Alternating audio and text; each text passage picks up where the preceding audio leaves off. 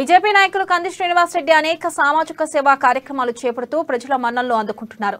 KSR foundation ద్వారా ప్రాణదాత ambulance లో ఆపదలో ఉన్న వారిని సమయానికి ఆసుపత్రులకు చేర్చుతూ ఆపత్ బాంధవుడులా నిలుస్తున్నాయి. ఆదిలాబాద్ పట్టణంలోని దోబీ కాలనీకి చెందిన సెర్లవార్ ప్రమీల గుండె సంబంధిత వ్యాధితో బాధపడుతూ రిమ్స్ లో చికిత్స పొందుతుంది.